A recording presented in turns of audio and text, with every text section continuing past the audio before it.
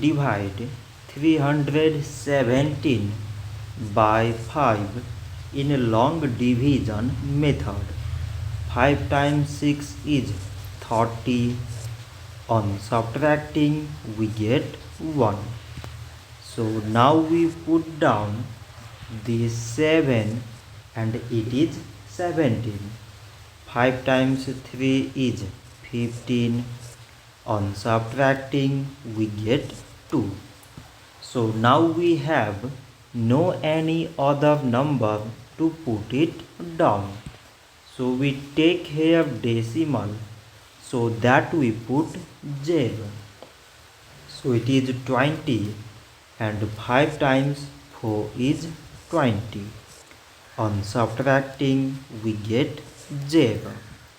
So 317 divided by 5 is 63.4.